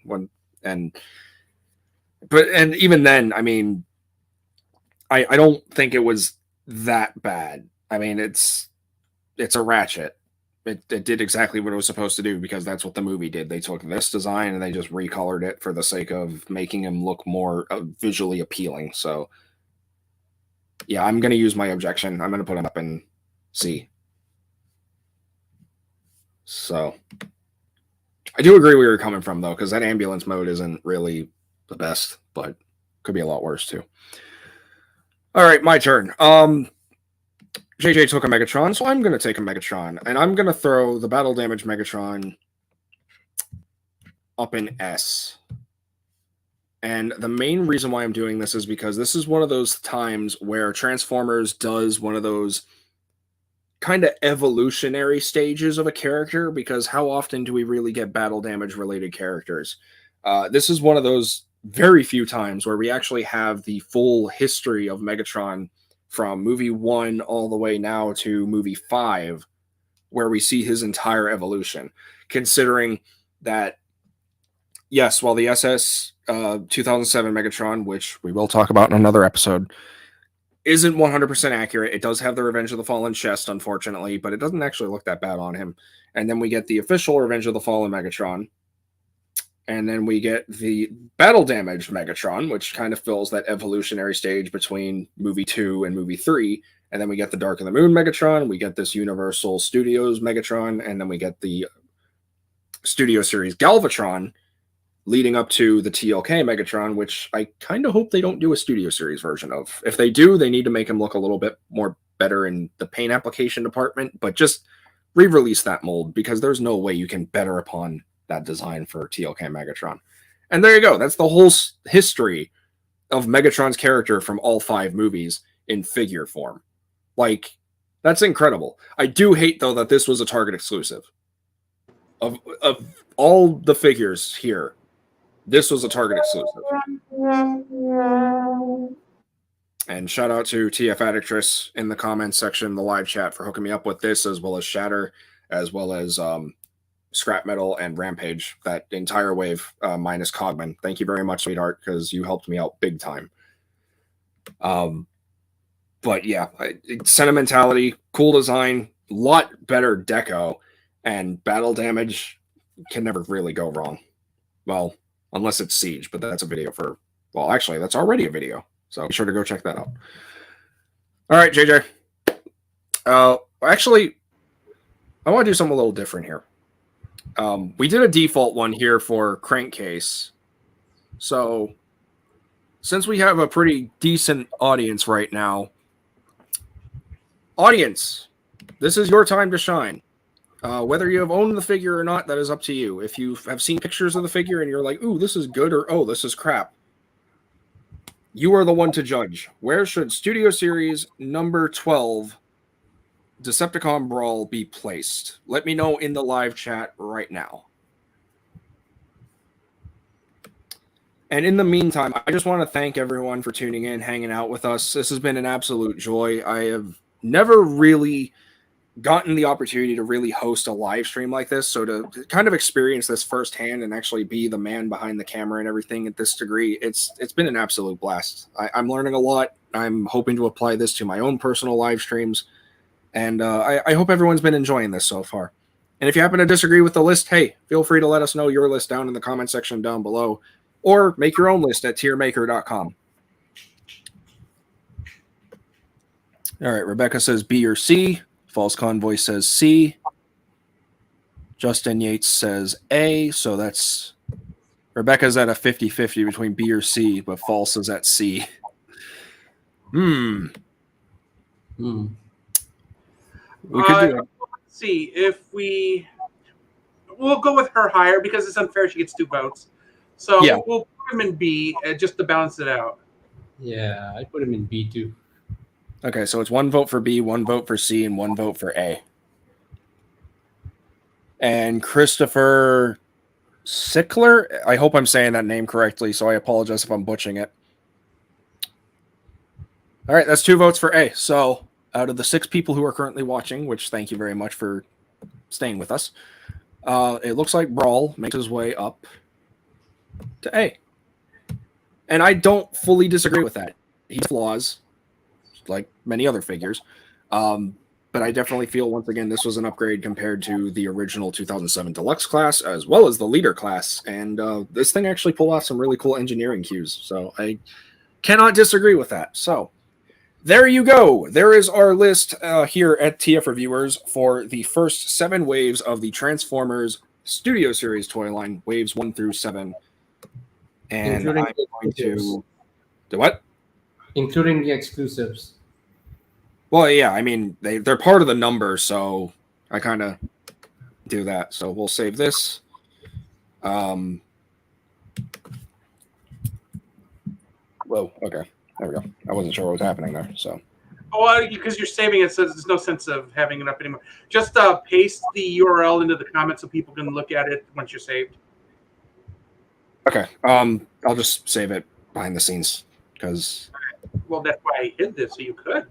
Just a reminder to everybody while he's working on that, next week on H&E's Toys channel, we're doing the Prime Wars Combiner Wars panel at 8 p.m. Eastern Time with TFA, JJ, and Input, and maybe one or two more people to be named. I'm still working on booking that. So if you're interested in Prime Wars, that is on the H&E Toys at 8 p.m. Eastern Time, again, next Saturday. And now back to TFA.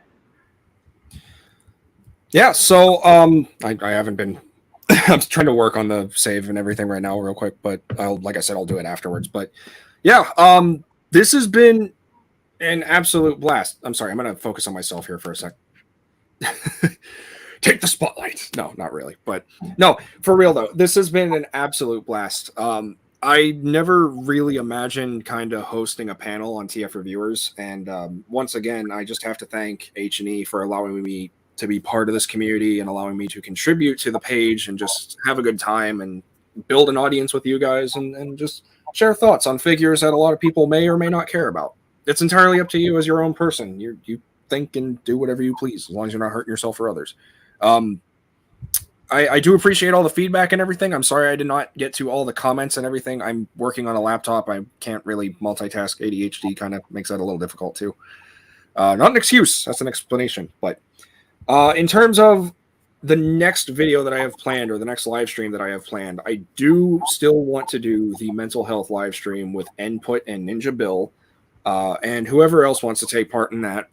There is no date for that at the moment, but as soon as I get more details, I will keep everyone posted on TF Reviewers as well as my personal Instagram and YouTube and such. So keep your optics sharp for that. I will also be hosting the next episode of our tier list for Transformers Studio Series and hopefully get a couple more people in and some new faces here as well, because I really feel like this was a lot of fun. And I want to keep that going. I want to follow that suit for right now. I do have other panels planned as well. I do plan to cover the Unicron trilogy for tier lists. I do have some other discussion panels, which I haven't really fully discussed with H&E just yet. But because they're mainly in the beta phase up in my brain. But that's pretty much it. So without trying to talk everyone else's ear off at the moment, I want to go ahead and just conclude our panel with everyone who's here. So, JJ, where can the people here on the interwebs find you? Alrighty. But yeah, this has been a blast. So thank you guys so much for watching this panel.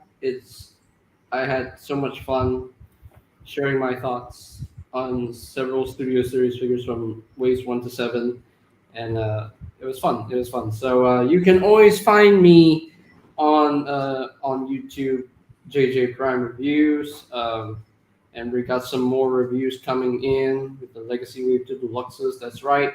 So yeah, 4 to be exact. So yeah, and hope y'all can check it out sometime soon because it's coming in next week. So yeah, starting next Tuesday. And you can always find me on JJ Prime's Transformers Pics, the Instagram account. And you can always find me on Twitter, JJ Prime Reviews. You can if you want to DM me about my Discord, I can add you as a friend, or I can just send you a link to my Discord server so you can join in and have some fun. So I'm looking forward to the other future streams as well. So I'm looking forward to next stream next week. So yeah, all right. Keep in mind, I'm joining all the Studio Series streams. So yeah, I don't mind as long as we get some new faces as well. I have no objection whatsoever. All right, moving on. all right. Let me. Still trying to work with tech. Crying out loud. Page and you go solo layout, or you can do that. Now you're getting there somewhere. It's almost there. Almost there. You're getting there. I can do this. I know I can. All right, H&E. Where can the people on the interwebs find you, my friend? So I am Tony or Anthony from H&E. The Transformers reviews are now on H&E Tech because we split the H&E Games channel into a part. So there's H&E Tech, H&E Toys, where the Transformers reviewers are, and then there's H&E Games, which is now video games. So you can search for all of those on YouTube, but unified, everything is still #Net or H&E, whatever, on Twitter, Twitch, Facebook, Instagram. So you can find HASLAGENET as HaslageNet. Also, we have a website and whatnot. And I think that pretty much covers it. Just keep in mind that there is a list of, on H&E Toys channel and on this channel, TF Reviewers, of all the upcoming tentatively scheduled live streams. So don't forget to, obviously, if you're watching this and you're not subscribed, subscribe so you get notified of the upcoming things, because you can also specifically get notified for the panels. So again, H&E Toys has panels for the newer stuff. TF Reviewers has panels for the classic stuff, and whatever else TFA comes up with, we'll throw it in, and we'll try to mix it all together, and hopefully nobody gets food poisoning. Knowing my stuff, I wouldn't be surprised. No, but that's okay. But yeah, I'd say that's pretty much it. So before we go, once again, I just want to thank everyone for tuning in, hanging out with us. Be gentle with me. This is my first ever time hosting, so if I didn't do a 100% good job, I hope I at least did an adequate job. But it's been an absolute joy to be the man in charge with a little bit of help from H&E as well. And once again, just thank you very much for allowing me to do this. This has been an absolute blast. I hate that it went on for so long, but at the same time, I had fun. So I can't really say, the odds justify the means.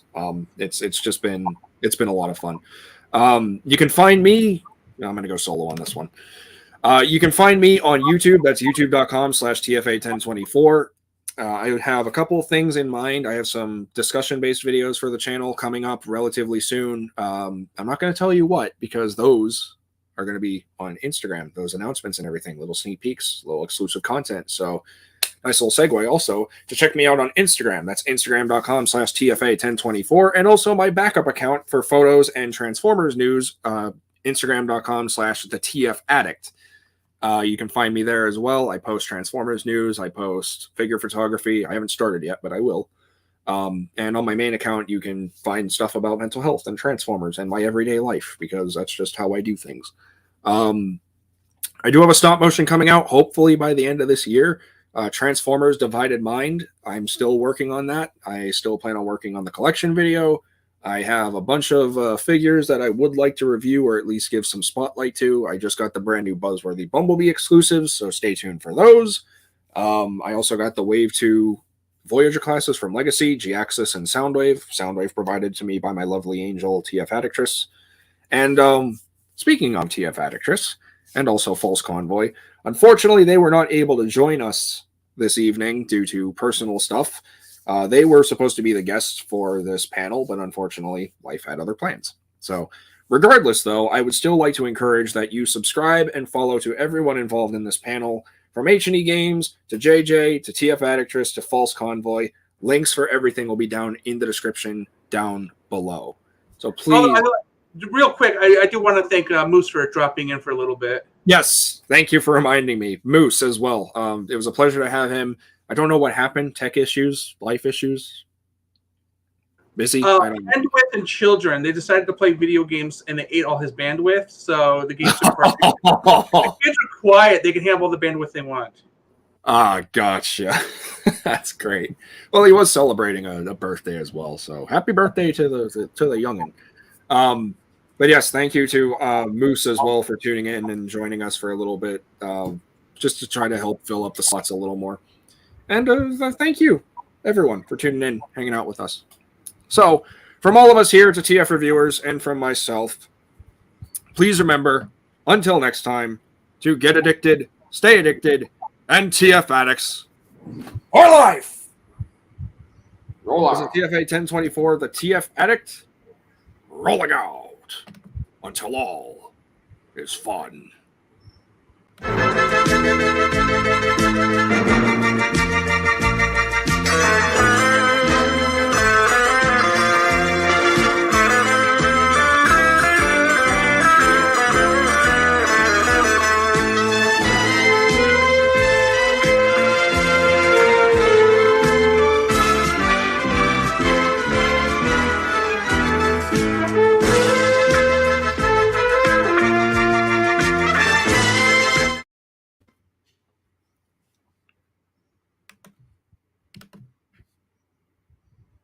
I liked that a lot.